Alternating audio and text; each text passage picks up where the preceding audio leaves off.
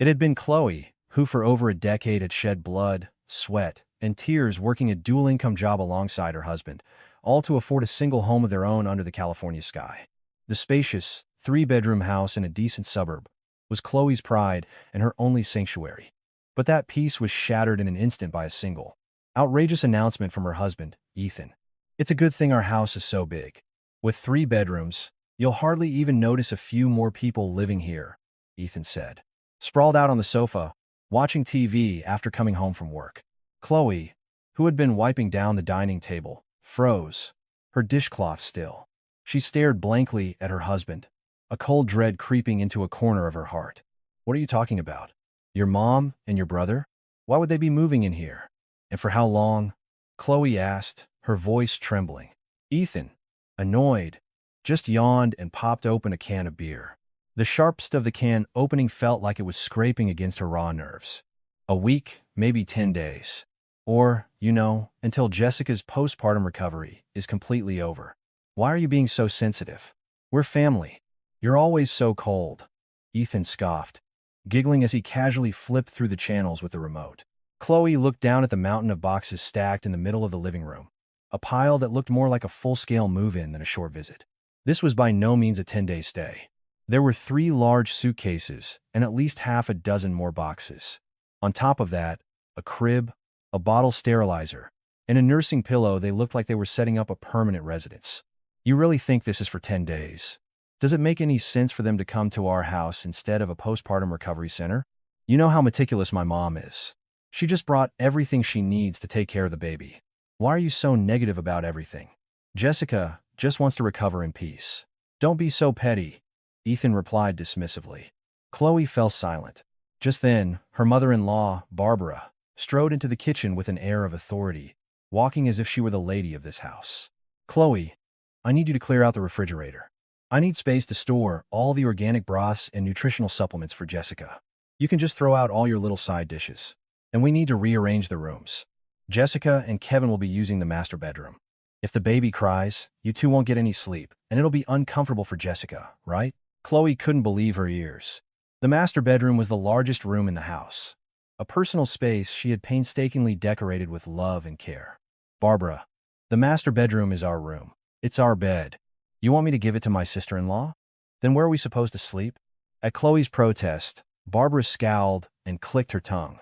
"You really only think of yourself, don't you? You can use the small bedroom. It's not like Ethan is home much anyway, with all his late nights and work events. What's the problem? Jessica is at a critical stage where she has to be careful not to catch a chill. Can't you even make that small sacrifice? You're so selfish." Struck by Barbara's cold glare, Chloe felt a tightness in her chest. She never imagined that a request for help would turn into a hostile takeover. "Fine. I'll start by organizing their things," Chloe said, forcing down her anger before leaving for work. She returned home at 7 p.m., her body exhausted to the bone. But the moment she opened the front door, Chloe froze in place. The shoe rack alone told her this was no longer her home. Her favorite sneakers, which she cherished, had been kicked into a corner on the floor. In their place, her sister-in-law Jessica's expensive designer heels were neatly arranged at eye level. "Oh, Chloe, you're home? You must have had a long day," Jessica said, greeting her with a phony smile from the living room sofa, where she sat, poised like a model. She was supposed to be in postpartum recovery, but she was in full makeup with her hair perfectly styled. It was absurd. "Oh, Jessica, you're here. How are you feeling?" "I'm resting very well. Thanks to you.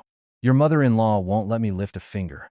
The house is so spacious, it's wonderful," Jessica said, sipping tea elegantly as she looked Chloe up and down. A sense of foreboding washed over Chloe, and she rushed to the master bedroom. The moment she opened the door, her world went dark. Her closet was empty. Not a single piece of her clothing remained. Her vanity was now cluttered with Jessica's skincare products and perfumes.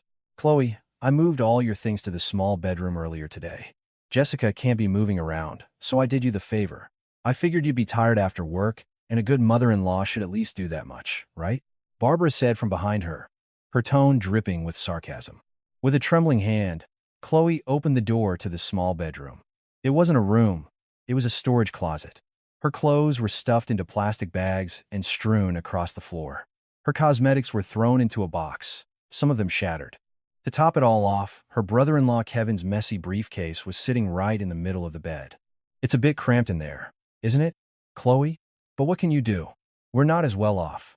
So we have to rely on your generosity with this big house. You're so good-natured, so you can put up with it for a few days, right? I'll treat you to a nice dinner later, Jessica said, peeking her head through the doorway with a sly grin. That smile felt like a sharp knife stabbing Chloe's heart. When it was time for dinner, Chloe was summoned to the kitchen without a moment's rest. Still, in her work clothes, she had to prepare a meal for a family of 5. Barbara sat at the table like a queen, issuing orders. All right, everyone, listen up. These are the house rules from now on. Jessica is a new mother, so her meals must be soup-based and prepared separately. Breakfast is at 6 a.m., lunch at 12 p.m., and dinner at 6:30 p.m. Don't be a minute late. Chloe, you need to have it on the table exactly on time. Got it? Barbara. I have a job too. How am I supposed to meet that schedule? Chloe asked. Barbara slammed her chopsticks down and raised her voice. Is your job more important than family?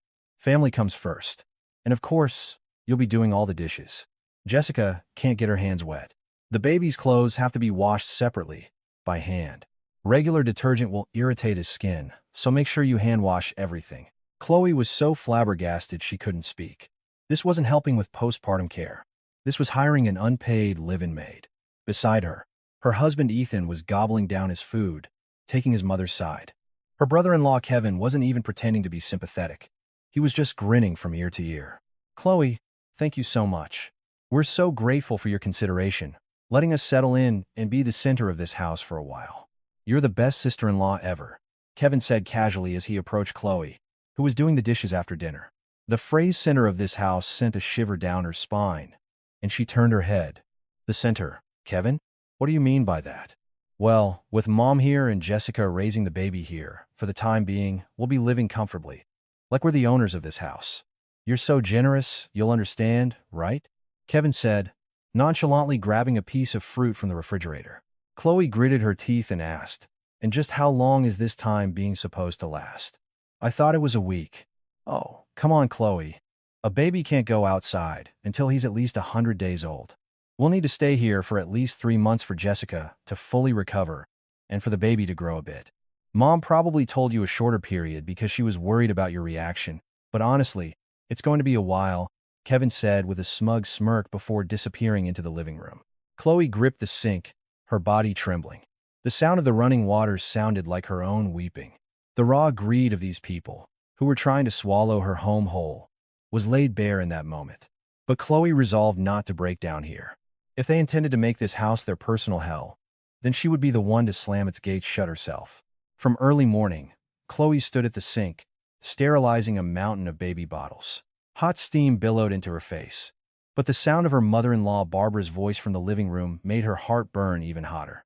Barbara was on the phone with a friend from her church group, sounding absolutely delighted. Oh, Brenda, my younger daughter-in-law is just so classy. Every word she says is so sophisticated. You know, she really reflects well on the family.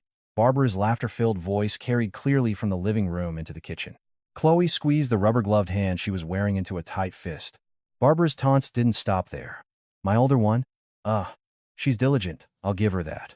But you know as well as I do, Brenda, that manual labor doesn't last. Your body gives out as you get older. It's a completely different class from those who use their brains, who went to good schools. Chloe gripped the sponge so tightly that a plate let out a squeaking sound. But Barbara paid her no mind, continuing her phone call with a giggle. Jessica went to a prestigious university, and her family is very well off. Her father runs a large business. Our Kevin really hit the jackpot. Even at church, everyone knows there's a pecking order among daughters-in-law, right? Now that I have 2 of them, I can really see the difference. Barbara spoke even louder, knowing full well that Chloe could hear every word. My older one is a hands-on type. She just does what she's told, a body for hire. She's not the type you can show off as the family's representative. She's blunt and unrefined. She has no class. Chloe fought back her boiling rage and slammed a bottle onto the drying rack. A sharp clatter echoed through the room, but Barbara didn't even glance her way, simply ending her call and elegantly picking up a piece of fruit. That evening's dinner was pure torture. Barbara spent the entire meal, set before her by Chloe, bragging about Jessica's family. Jessica, that organic steak your parents sent over just melted in my mouth. A good family really does have a different standard of living. So much class. Jessica smiled demurely and picked up her spoon. Since you liked it so much, Mom, my father said he'll send over some fresh lobster and wild salmon next week. It'll be nice for Chloe to have some too. At Jessica's words, Barbara shot Chloe a sideways glance and clicked her tongue. Your father is such a wonderful man. So considerate. Chloe, your parents run a small deli, right? I mean, that's fine. But with all the competition these days, it must be tough. Your parents must be working so hard. Barbara's tone was one of pity laced with contempt. Chloe felt as though she were chewing on sand as she replied, They're fine. They have a lot of regular customers, so business is steady. Well, that's a relief. I suppose they can't afford to go golfing like Jessica's parents, but it's good to see them working hard with their hands. Chloe forced down the lump in her throat and spoke carefully. Barbara, I have to go for a boiler inspection training next week for my job. I'll be home late for dinner. It's for my professional license renewal, so I have to attend. At that, Barbara's hand, which was reaching for a side dish, froze midair. Her face hardened, and her voice dropped. A boiler inspection? Why is that so important that you neglect your duties at home? You can still do your job without that, can't you? Just as Chloe was about to explain that it was a mandatory course and her license would be suspended otherwise, her brother-in-law Kevin, who had been listening quietly, chimed in. Chloe, can't you just talk to your company and get some flexibility? Mom is here, and Jessica is recovering. Who's supposed to make dinner? You're in a hands-on role, so you should be able to adjust your schedule. Chloe stared directly at Kevin's shameless face. Kevin, it's a state-mandated training. I can't just change it as I please. Come on. Chloe. Jessica works in client relations, managing corporate partners. It's a high-stress, brain-power job, so she needs her rest. But you're a technician. You work with machines. A hands-on job should have some flexibility, shouldn't it? Jessica said, nudging Kevin's arm with a fake expression of concern. Honey, don't say it like that. You'll hurt Chloe's feelings. She's a professional in her own way. What? I'm just telling the truth. I'm sure Chloe acknowledges that we're in different leagues, Kevin said with a smug grin, shoveling rice into his mouth. Barbara nodded in agreement, driving the nail in the coffin. Kevin's right. There are levels to everything in life. Chloe, you reschedule that training. How dare you even think of going out when your mother-in-law and a new mother are at home? The order of this house comes first. Chloe bit her lip hard. She looked at her husband, Ethan, but he was just sipping his drink, pretending not to notice. Later that night, reeking of alcohol, Ethan stumbled into the small bedroom. Chloe was on the floor, trying to sort through her chaotically piled belongings. Honey, my boss said at happy hour today that the whole atmosphere of our house has brightened up since Jessica moved in. I guess you really need a person with class in the house to upgrade the whole place, Ethan said, tossing his tie aside and lying down on the bed. Scrolling through his phone, Chloe felt her heart shatter. Then what am I? What have I been in this house for over a decade, keeping it running? You? You're doing your part just fine. Cooking, laundry. The house can't run without those things. So that's important too. But there's such a thing as class, you know? You're a bit rough around the edges. You should watch and learn. At Ethan's thoughtless words, Chloe stopped sorting her things and walked out of the room. She felt like she was suffocating. The next morning, as Chloe was rushing to get ready for work, Barbara approached her again. Chloe, some ladies from my church group are coming over today to see the master bedroom. We're going to get new curtains and a new bed set, so just throw away all the ones you were using. We need to match Jessica's taste to brighten up the house, don't you think? Barbara, that furniture and those curtains. I bought them one by one with the money I earned. How can you throw them away without my permission? At Chloe's protest, Barbara's eyes widened and she shrieked. What do you mean your money? Anything that comes into this house belongs to this house. Jessica is a person of high standards. She can't stand your tacky taste. It would be embarrassing for her parents to see it too. Just do as I say. Chloe clutched her purse tightly and stared at Barbara with cold eyes. Barbara, I have to go to work now. Even for a hands-on job, I have to be on time. And don't touch my things. Chloe turned and walked out, closing the front door behind her without looking back. She could hear Barbara's shrill voice screaming, Hey, how dare you look at me like that? But she didn't stop, breathing in the cold morning air. Chloe made a vow. She would make them understand just how brutally their so-called class could be shattered. She would make them feel in their very bones who the real owner of this house was. After work, Chloe opened the front door to a living room already thick with a strange tension. Her mother-in-law, Barbara, was seated in the center of the sofa, with her husband Ethan and brother-in-law Kevin flanking her like royal guards. Jessica was even linking arms with Barbara, acting all chummy. "Chloe, come and sit down. We have an important family decision to make, so just listen and don't argue," Barbara commanded with a chilling authority. Without even a chance to take off her work apron, Chloe perched on the edge of the sofa. Barbara cleared her throat with an air of superiority and dropped a bombshell. "From today, we are officially changing the room assignments. Jessica and her family will use the master bedroom, and you and Ethan will move to the small bedroom. I've already had people come and move everything, so just accept it." For a moment, Chloe couldn't believe her ears. Her breath caught in her throat, and her heart began to pound as if it would burst. She looked at her husband Ethan, but he just nodded calmly while sipping his beer. "Barbara, what are you talking about? This house is in my name. It's my house. I'm the one who spent over a decade shedding blood and tears to pay off the mortgage and who pays the property taxes and HOA fees every month. And you're telling me, the owner, to vacate the master bedroom?" Chloe protested, her voice trembling. Barbara narrowed her eyes, her gaze as venomous as a snake's. "Your house? Sure, your name is on the paperwork. But when a family lives together, what's mine and yours? You have no sense of decency. It's the natural order of things for a new mother to use the larger room. How dare you question your mother-in-law's decision?" "Ethan, say something. Do you think this makes any sense?" When Chloe pressed her husband, Ethan looked at her as if she were pathetic and chimed in. "Honey, just put up with it for a few days. Why are you making such a big deal? We can switch back after Jessica recovers. Is it so hard to give up one room for family?" "It's not a few days. Kevin told me they plan to stay for 3 months, until the baby is 100 days old." At Chloe's desperate cry, her brother-in-law Kevin smirked and added, "Chloe, keep your voice down. You'll startle the baby, and you'll be responsible for that. All this drama would be over if you just kept your mouth shut and made the sacrifice. Why do you have to be so petty and create trouble? Ethan, you must have a hard time with her." Chloe clenched her fists at Kevin's insolence. Just then, Jessica patted Barbara's arm and whispered in a syrupy, fake voice, "Mom, I think Chloe's feelings are hurt. I'll just use the small room. I can handle a little discomfort." "Nonsense, Jessica. You're a woman of class. Why would you say such a thing? The older daughter-in-law is supposed to learn how to manage a household by enduring these things.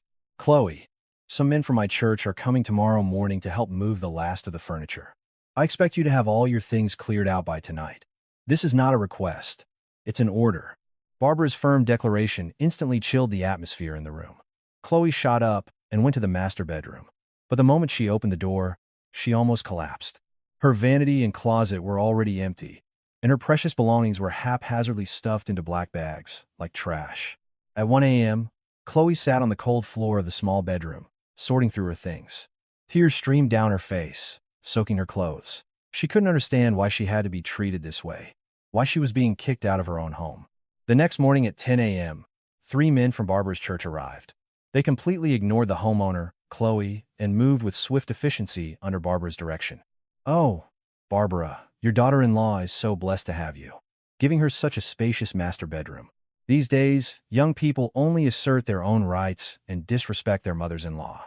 But your older one is so obedient and kind," one of the men said, with a hint of sarcasm, as he shoved Chloe's silk dress into a black bag. Barbara nodded, looking pleased. "Of course, Mr. Henderson. Our Chloe is a hands-on type, so she does what she's told without complaining. She may not be a great talker, but she's number one when it comes to physical work. Isn't that the virtue of an older daughter-in-law?" Chloe stood in the doorway of the small bedroom, watching the scene unfold. They were treating her dignity and her life like garbage, stuffing it into black bags. By 2 p.m., the master bedroom was lavishly decorated with Jessica's designer bags and baby items. Jessica approached Chloe with a triumphant smile. "Chloe, thank you so much for being so generous and giving up the room. Mom was praising you a lot." "I'm sure you mean, she said it was taken, not given," Chloe responded coldly. Jessica didn't even blink, retorting with a prim expression. "Oh, Chloe, don't be so bitter. It was Mom's decision. What can I do? I'm just accepting it as an act of filial piety." so don't be too upset." Jessica hummed a tune as she closed the master bedroom door. The click of the lock was the sound of the last thread of Chloe's patience snapping. At 6 p.m., Chloe walked to the living room table and slammed her set of house keys down with a loud clatter. Barbara, who was serving soup, looked up with wide eyes. "What's this? Why are the keys here?" "They're my keys. Since I no longer have a space in this house, I don't think I'll be needing them anymore," Chloe said with a blank expression, pulling a suitcase into the living room. Her husband Ethan dropped his spoon and shouted, "Are you out of your mind? Where do you think you're going with that suitcase?" "I'm leaving. Or more accurately, since you've all occupied my house, I'm getting out of your way. Enjoy your high-class life together," Chloe said, turning and opening the front door without a backward glance. From behind her, Barbara and Kevin yelled, "If you walk out that door, don't ever think of coming back." And Chloe, "You're being so disrespectful." But Chloe ignored the noise and stepped into the elevator. A few hours after Chloe left, Barbara called Kevin over to the front door. "Kevin, change the keypad code on the front door right now. I don't know what that thing might do. She could sneak in at night and cause trouble." "Of course, Mom. She acts like this house is hers. This is the perfect opportunity to show her who the real owners are," Kevin said with a vicious smile as he reset the code. Barbara and Jessica sat on the living room sofa, popping a bottle of wine to celebrate the freedom of Chloe's absence. But they had no idea. They didn't know that what Chloe took with her when she left wasn't just a suitcase of clothes. It was the deed to the house, the mortgage payments, and the financial lifeline that sustained their very existence. Chloe's devastating revenge had only just begun. It was already 7 p.m., under a dark sky, when she arrived in front of her childhood home. Chloe sat for a long time, her trembling hands gripping the steering wheel, before opening the back door. Her daughter, Sophia, and son, Leo, who had fallen asleep without knowing what was happening, blinked their eyes open and looked up at their mom. "Mommy, where are we? This isn't our house. Why are we at Grandma's?" "Sophia, Leo, you're going to have a fun little vacation here for a few days, okay?" Chloe said, forcing a smile as she stroked her children's hair. They asked why their dad wasn't with them, but instead of answering, Chloe just held their hands tightly and rang the doorbell. When the door opened, her mother, Carol, took one look at Chloe's shattered face and gasped. "Chloe, what happened to you? And why did you bring the kids here so late?" "Mom, I'm so sorry. Can you please watch the kids for just 10 days? "No, just a week? I really have nowhere else to go." Hearing the tremor in Chloe's voice, Carol didn't ask any more questions and pulled the children inside. Her daughter's hollow eyes and pale lips told her everything she needed to know. "I don't know what's going on, but don't worry. I'll take good care of them. You come in and have something to eat." "No, Mom. I have a mountain of things to do. Things I need to finish. I'll be back soon." Leaving her mother's worried gaze behind, Chloe got back in her car. As her childhood home faded in the rearview mirror, she gripped the steering wheel tight. There was no time to waste. She had to show them the devastating price they would pay for driving her out of her own home. At 9 p.m., Chloe checked into a run-down motel near her office. The room was small and damp, but it felt 100 times more comfortable than the master bedroom her in-laws had conquered. Chloe took her laptop out of her bag and set it up on the desk. For the first time in 15 years, she began to confront the raw, unvarnished truth of her family's finances, a truth she had been too afraid to face. The bank statements on the screen were a testament to her tears. Her monthly salary of $3,500 was deposited and then immediately dissected, paying for the mortgage, HOA fees, utility bills, and her children's tuition.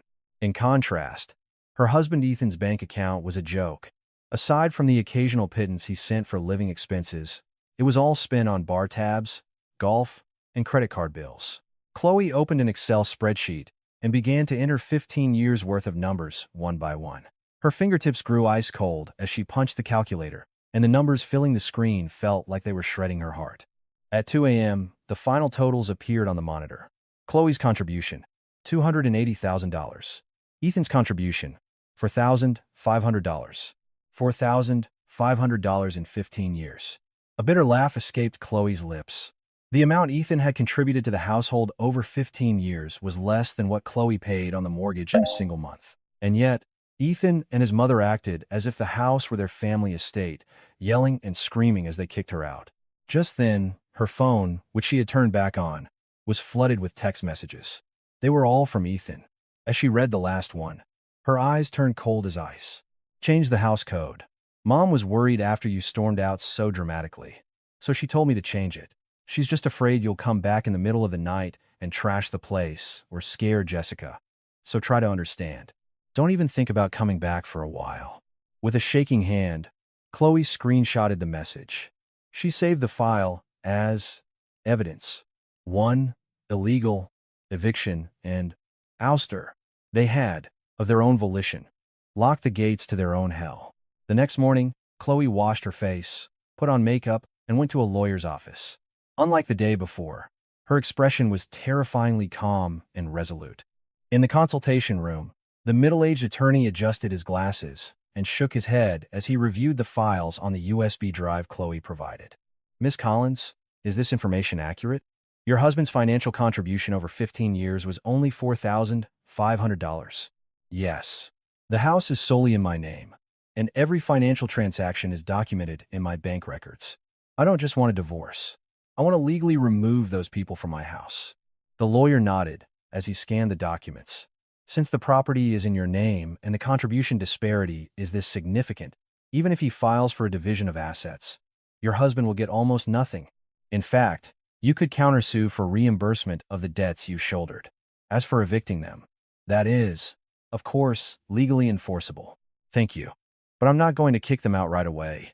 I'm going to wait until they're at their happiest, deluding themselves into thinking the house is theirs, and then I'll bring it all crashing down at once. At Chloe's words, the lawyer was silent for a moment, then looked at her with a strange mix of awe and respect. He seemed to have realized just how formidable a woman who had endured 15 years of suffering could be once she made up her mind. As she left the office, another text came from Ethan. Mom cleaned out all your stuff from the master bedroom and put it in the storage locker in the basement. She threw away those tacky old blankets and pillows you used, so don't even think about complaining. If you need anything, let us know in advance and come get it. Chloe saved that message as well. Evidence 2. Destruction of property and defamation. All the preparations were complete. She got in her car, started the engine, and muttered coldly, "Barbara, Ethan, that new security code you set is going to be the code that guards your tomb. Enjoy it while you can. A reality you can't handle is about to come crashing down." Chloe calmly closed the Excel window and reviewed the list of documents to submit to her lawyer. From now on, it wasn't a battle of emotions. It was a cold, hard battle of numbers. It was the third day since Chloe had left home. Lying on the lumpy motel bed and staring at the stained ceiling, her phone on the nightstand began to vibrate violently, as if having a seizure. The names Ethan, Barbara, and Kevin flashed on the screen in rotation. Chloe didn't answer a single call. She just lay there, expressionless, mentally counting the number of times the vibration stopped and started again. At 10 a.m., the first text arrived from her mother-in-law. "Barbara, Chloe, what do you think you're doing? You can't just leave the house empty. The HOA fees, the heating bills, there are monthly expenses. You're responsible for them. Where did you learn such a rotten attitude? Trying to protest like this? How long are you going to pout like a child? Get back here and make dinner." Now, Chloe read the text and smiled coldly. She immediately took a screenshot and saved it as evidence 5. Neglect of spousal duty. And at 2 p.m., a persistent call came from her husband, Ethan. This time, Chloe took a deep breath and answered. "Hello? Chloe, where are you? How can you just cut off all contact like this? Are you insane?" Ethan's voice was trembling with rage. Chloe responded with unnerving calm. "I'm at a motel. 2A. 2A. What? A motel? Have you completely lost your mind? What about the kids? You're just lazing around in a motel? Get home right now. The kids are at my mom's. You're the one who changed the security code and kicked me out. I couldn't exactly sleep on the street, could I?" Ethan let out a heavy sigh. Then his voice dropped to a threatening whisper. "Listen to me, Chloe. If you keep this up, this is a real divorce. Do you think I'm kidding? Are you dying to get divorced?" Chloe sat on the edge of the bed, gazing out at the gray building across the street. "A divorce? Yes, please. I'd love that. I can finally escape that hellhole of a house." "What? What did you just say?" You really have lost it. We've been fine for 15 years. What's gotten into you? You know you won't get a dime if you leave. I've put up with it for 15 years, so now I'm done. And the one who won't get a dime isn't me, it's you. I checked the records. Your contribution to this house over 15 years doesn't even add up to $5,000.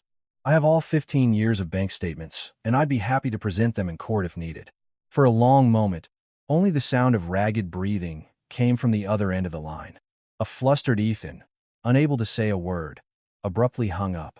Chloe calmly made a note: husband's threat of divorce and false claims of financial contribution.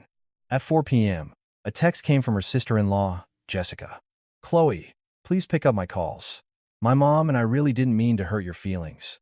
Why are you being so sensitive? There's a baby in the house. What are we supposed to do if you just leave like this? Please come back so we can clear up this misunderstanding. Chloe snorted and saved the text. The shamelessness of it. Not a single word of apology, only complaining about their own inconvenience, was chilling. At 7 p.m., her brother-in-law, Kevin, called. As soon as Chloe answered, he demanded, Chloe, what is your problem? Families have to make compromises. Do you really think throwing a tantrum like this is an appropriate way for someone of your class to behave? My problem? Is it possible for the owner of a house who's been kicked out to not have a problem? Kevin, you seem to be lacking in basic decency. Chloe, legally speaking, how is that your house?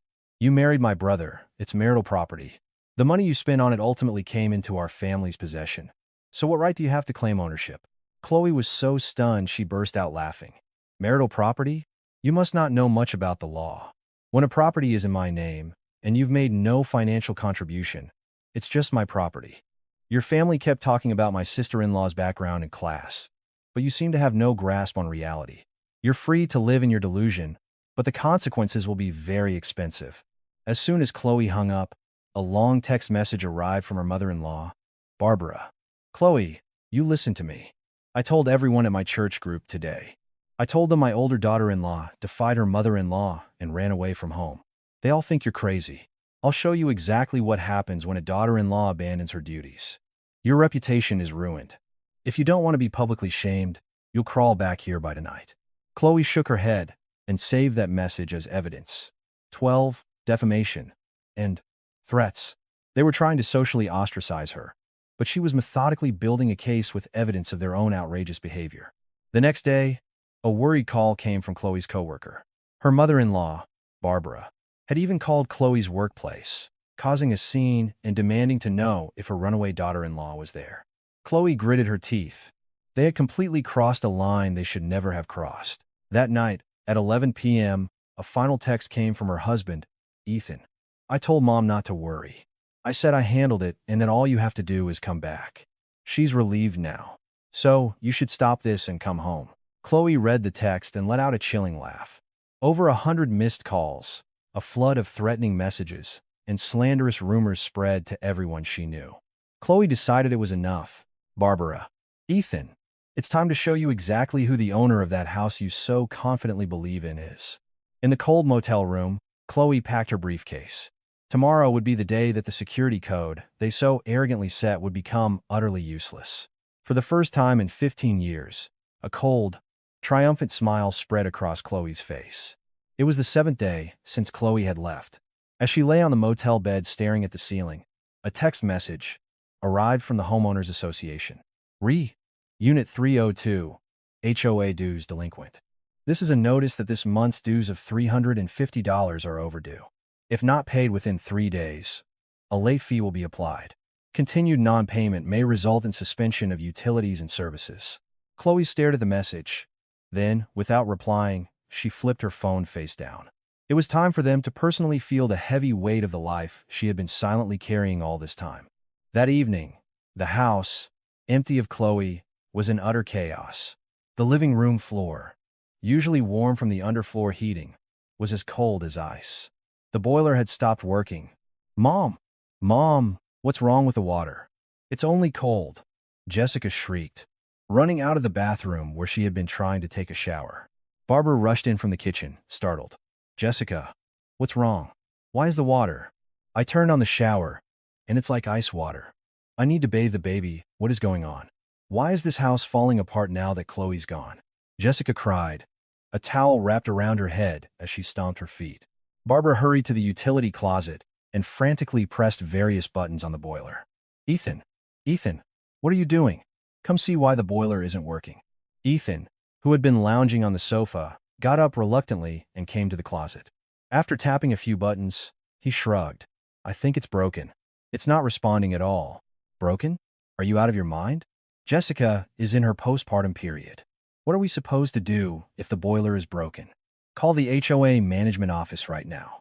At Barbara's yelling, Ethan pulled out his phone to find the number. But it was already past 7 p.m. and the office was closed. Mom, they won't answer now. I'll have to call them in the morning. Tomorrow? So, we're supposed to sleep in this icebox tonight. If my precious grandson catches a cold, who's going to be responsible? Jessica sat on the living room sofa, wrapped in multiple thick blankets, shivering. The air in the house had instantly turned as frigid as the Siberian tundra. Barbara, frantic, went to Jessica and held her hands. Jessica, just hold on a little longer. I'll turn on the electric blanket. You get under there. Ethan, you call Chloe right now. Kevin, who was eating fruit nearby, added his 2 cents. Mom, running the electric blanket all night will rack up a huge electricity bill. If Chloe skipped out on the utility payments, we're the ones who will have to pay for it. Barbara's eyes widened, and she screamed, Is that what matters right now? Your wife could get sick. We have to survive first, no matter what the electric bill is.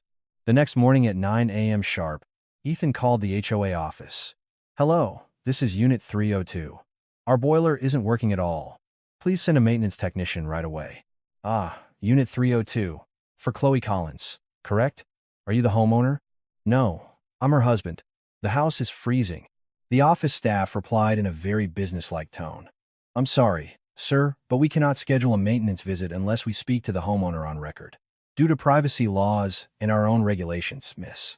Chloe Collins must contact us directly to verify her identity. What? You can't do it even though I'm her husband?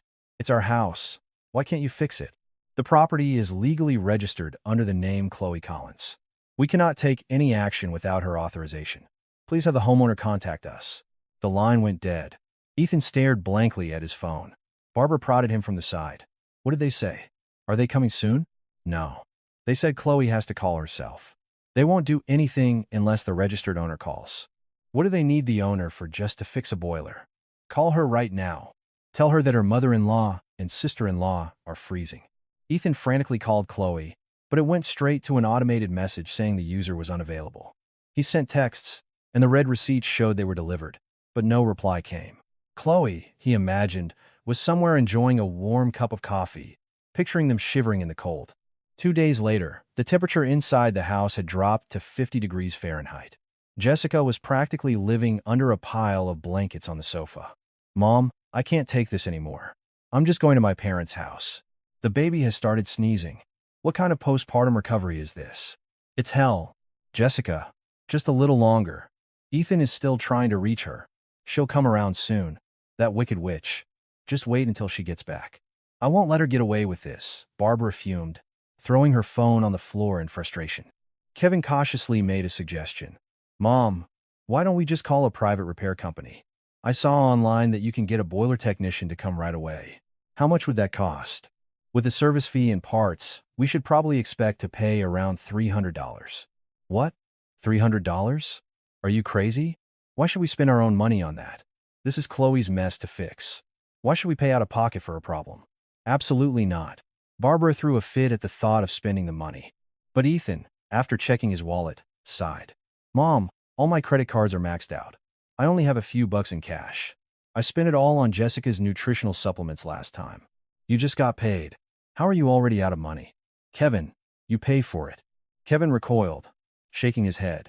Mom, this is my brother's house. He's the head of this household. He should take care of it. Why should I use my money? I'm struggling with my own credit card bills. As they argued over who should pay, the house grew colder and colder. For 15 years, they had taken for granted that Chloe would quietly handle all the bills and repairs. Now that she was gone, these simple responsibilities had turned into a catastrophic disaster. On the 4th day, the HOA office called Barbara directly. Are you Barbara, residing at Unit 302? I'm calling about the overdue HOA fees. The total amount with late fees is now $420. If this continues to be unpaid, we will be forced to shut off the water supply. What? Why are you calling me for the fees? You should be contacting the owner. The registered owner, Chloe Collins, is unreachable, so we are contacting the current resident. Either provide us with Miss Collins' contact information or pay the dues by the end of today. The owner is Chloe? This is my son's house. My son is the owner. As Barbara shrieked, the staff member replied, sounding dumbfounded. What are you talking about, ma'am? This property has been solely in Chloe Collins' name since it was first purchased. Your son's name is not on any of the legal documents. You've been living here without even knowing that. The call ended, and a dead silence fell over the living room. Barbara looked at Ethan with trembling eyes. Ethan, did you hear what he said? Is this house really in her name? My name isn't on it at all? Ethan hung his head low and answered in a barely audible voice. Mom, I told you before. Chloe bought it with money she saved before we got married and a loan she took out. None of my money went into it. Barbara's face instantly turned ashen. For 15 years, she had lorded over the house, believing it was her son's, treating her daughter-in-law like a servant. She now realized she had been nothing more than a freeloader, playing queen in someone else's castle. That night, Barbara's phone was flooded with calls from her church friends. Barbara, the rumor is all over town. That house was in your daughter-in-law's name? You kicked out your daughter-in-law from her own house to have your other one recover there? I've never heard of such a shameful thing. Barbara hung up, but her hands were shaking uncontrollably. This was no longer just about a broken boiler. The terrifying realization began to sink in. If Chloe wanted to, she could legally have them all thrown out onto the street. The false power they had enjoyed for 15 years, built on Chloe's silent endurance, was being washed away like ice in cold water. It was the morning of the 10th day since Chloe had left home. Leaving the dark, damp motel room behind, Chloe headed to her lawyer's office. When she entered, the middle-aged lawyer handed her a thick, heavy envelope he had prepared. Inside, the blood, sweat, and tears Chloe had swallowed for 15 years were meticulously documented on every single page. Miss Collins, as you requested, the divorce petition, the statement of asset division, and the eviction notice are all perfectly prepared. All you need to do now is send these documents via certified mail. The legal process is airtight, so you have nothing to worry about. After a brief word of thanks, Chloe left the office. In the taxi on the way to the airport, she turned on her phone and saw 36 missed calls. She could almost feel the desperate shrieks of Ethan and Barbara through the screen. Just 5, but she turned the phone off again without a second thought. At the airport post office, Chloe calmly filled out the certified mail form. In the recipient's address field, she wrote down her own home address, letter by letter. That house was no longer her sanctuary. It was a battlefield from which she had to expel the invaders. It's been sent. It should arrive at the address by tomorrow morning, the postal worker said. Chloe smiled lightly and walked towards the departure gate. She never once looked back at the hellish memories she was leaving behind. The next morning at 10 a.m., in the cold, unheated living room, Barbara, Ethan, and the remaining family members sat, warily eyeing each other. A sharp ring of the doorbell shattered the silence. Ethan, his face a mask of annoyance, opened the door to find a mail carrier standing there impassively. 302, correct? This is certified mail from the court. I need a signature. Certified mail? What's that? Ethan asked, signing for it in a daze and taking the thick envelope back to the living room. Barbara snatched it from his hands. What is this? Did that which Chloe send it? Let's see what kind of nonsense she's written. Barbara tore open the envelope, and a cascade of legally binding documents spilled out. When she saw the bold, dark letters at the top of the first-page divorce petition, her hands began to shake like a leaf in a storm. What is this? Divorce? That crazy witch? Has she completely lost her mind? How dare she send divorce papers? Ethan quickly grabbed the documents and started reading. The more he read, the paler his face became, turning as white as a sheet of paper.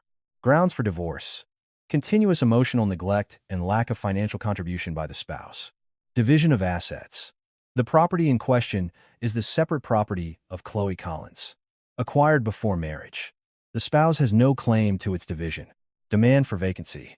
The premises must be vacated within 30 days of receipt of this notice.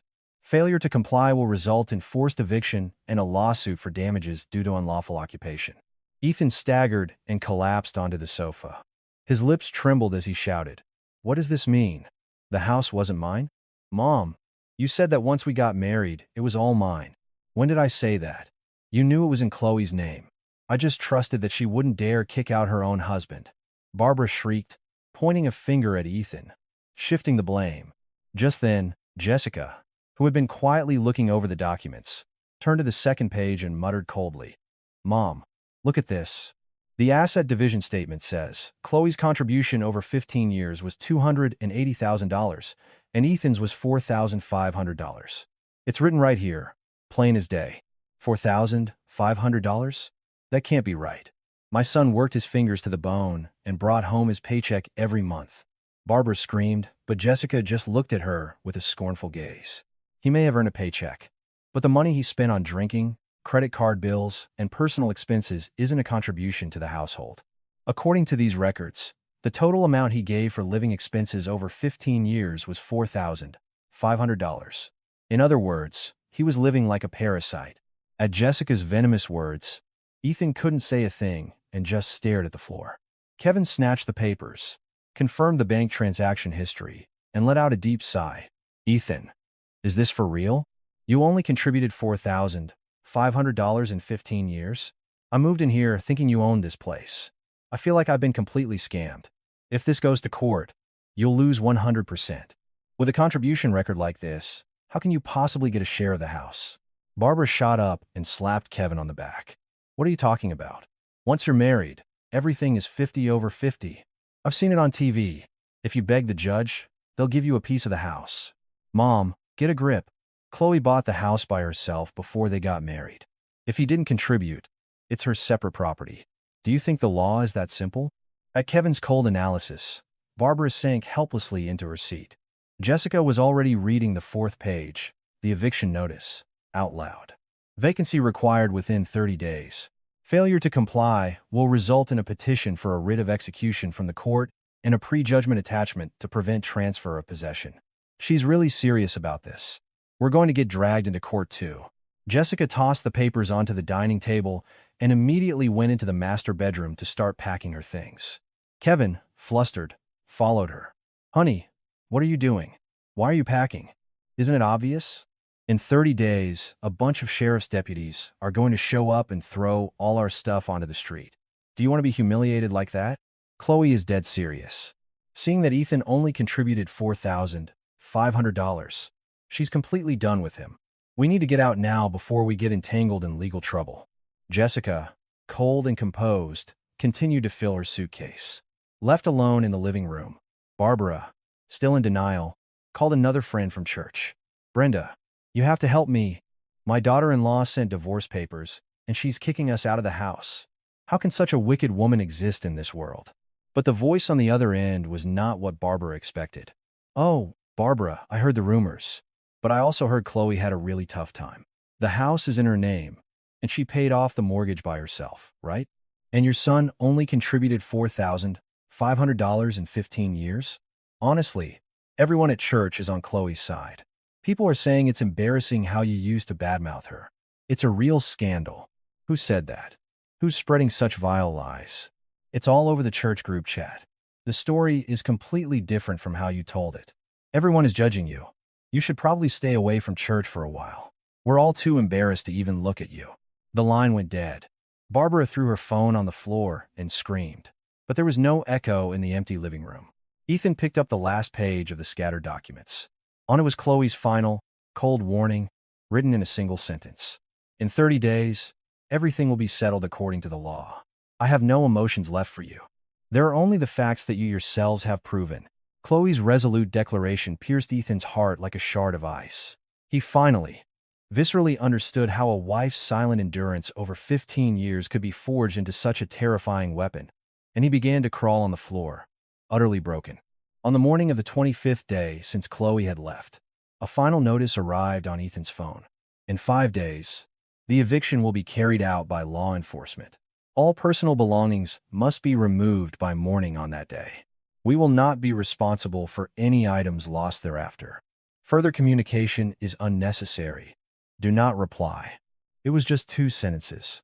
A cold message that left no room for begging or excuses, a message that drove a stake through Ethan's heart. With trembling hands, he showed the phone to Barbara. "Mom, Chloe. She's really going to send people. She's going to have us forcibly removed in 5 days. Barbara slumped onto the sofa, her arms crossed defiantly, but she couldn't hide the trembling in her knees. What do you mean, really? She's just trying to scare us. Don't pay any attention to it. Do you really think she would dare to throw her own mother-in-law out on the street? Barbara tried to sound tough, but the house was already fractured. Jessica and Kevin had packed up all their belongings and fled to her parents' house days ago. Before she left, Jessica had shaken off Barbara's hand and said coldly, "Mom, we're leaving first. What will happen to my reputation if sheriff's deputies show up and start throwing our things out? I'm still recovering from childbirth, you know. I can't stand this disgraceful situation any longer. Jessica, how can you do this too? We have to stick together to make that witch Chloe come back. Mom, stop deluding yourself. This isn't running away. It's accepting reality. Chloe is the owner of this house, and we are nothing more than trespassers. I don't want to get legally involved, so don't contact us." Jessica had closed the door coolly behind her, and that night, Barbara, overwhelmed by a sense of betrayal and terror, hadn't slept a wink. A week later, a yellow envelope from the court arrived for Ethan. It was a summons for a divorce mediation hearing. The date was set for 3 weeks later, with a stern warning that failure to appear would result in all of Chloe's claims being accepted by default. Ethan, his face ashen, ran to a lawyer's office. "Sir, you have to do something. It's my house, but my wife is trying to kick me out." The lawyer looked over the 15 years of bank statements and the property deed that Chloe had submitted, then sighed deeply and shook his head. "Mr. Evans, you can't even file a claim for division of assets here. The property is your wife's separate property, and your financial contribution was only $4,500.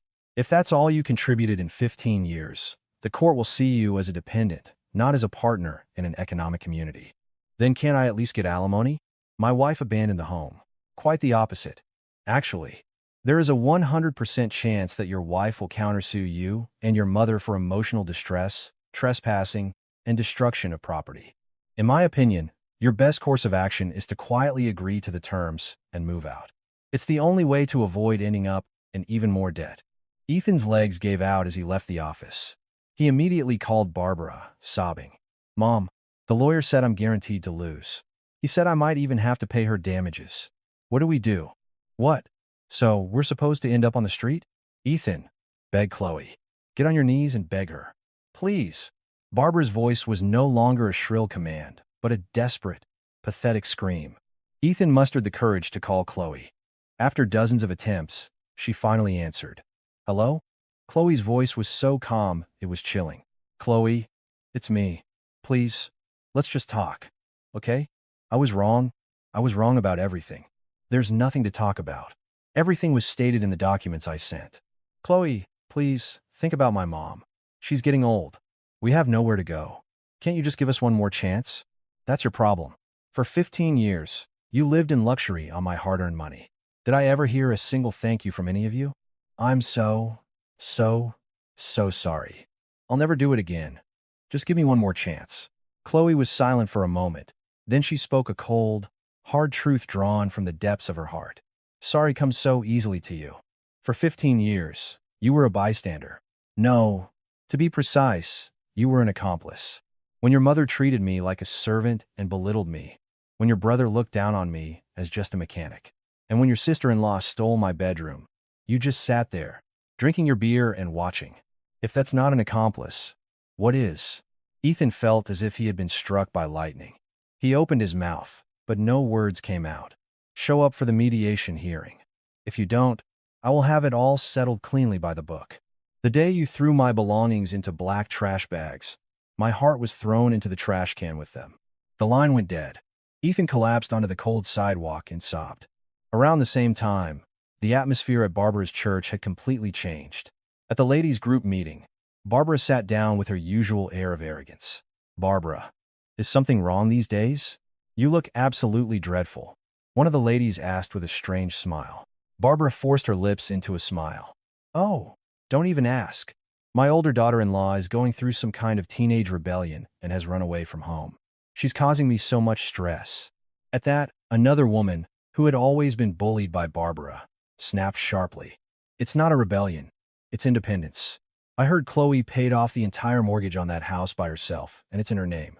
The rumor going around is that you kicked her out and took over her bedroom.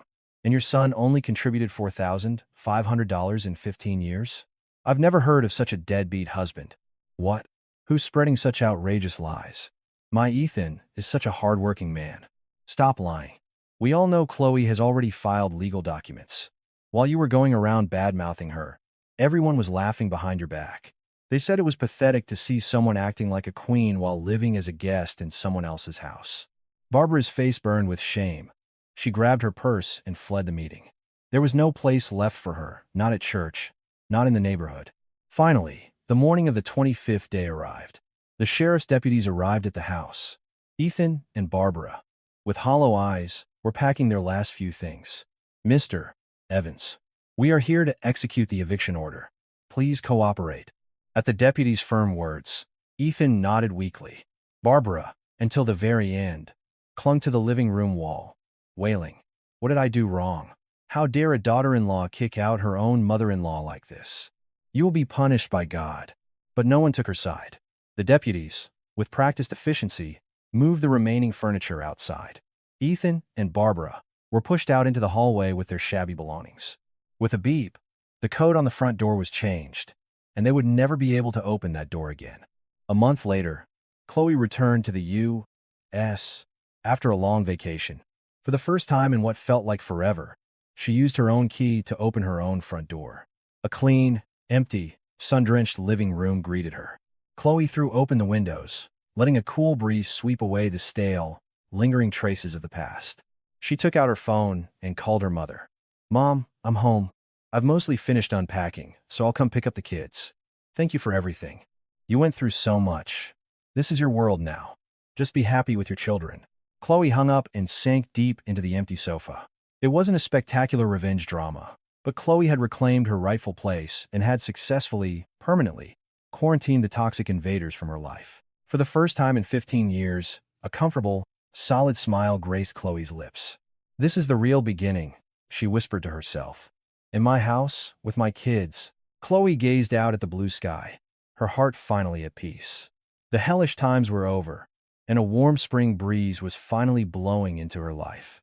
Reflecting on this story, one feels a chilling sense of catharsis. 15 years is not a short time. What Chloe endured during that long period was not a simple in-law conflict, but an exploitation that eroded her human dignity.